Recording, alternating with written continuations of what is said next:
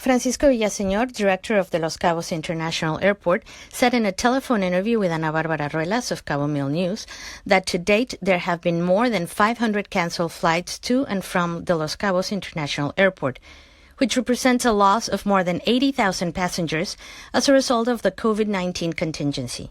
Villaseñor added that the few flights that are arriving are carrying a much lower number of passengers than the average, with flights arriving with only 50 passengers.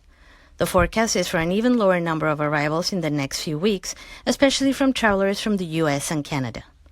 The director of the airport said that there are domestic flights that are arriving to Los Cabos from Guadalajara, Mexico City, Culiacán, and Monterrey.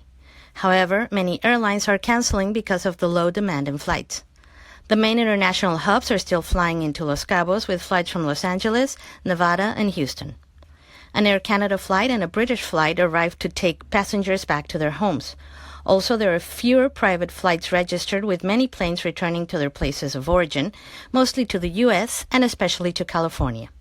Villaseñor confirmed that for today there are 14 national and 21 international flights scheduled, and he pointed out that the number of flights is less important than the number of passengers, since the 21 flights have less than 100 passengers on board. He also spoke of the decline in numbers from passengers arriving in domestic flights and mentioned that while last week there were still thousands of passengers arriving, this week the number has lessened to only a few hundred passengers. For the following weeks, he forecasts even less passengers arriving to Los Cabos and said that the Easter holiday period is expected to be very slow in terms of passengers because of the indications from the authorities, which are for people to stay at home to avoid the spread of the COVID-19 virus. The Los Cabos International Airport has thermographic cameras and antibacterial gel stations in place, as well as the presence of staff from the sanitary authorities who are on duty to monitor both arriving and departing passengers.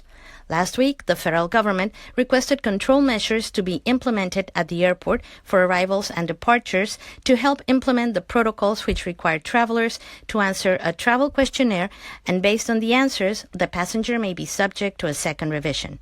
If a passenger is detected as a suspected COVID-19 case, then the passenger may be kept from traveling.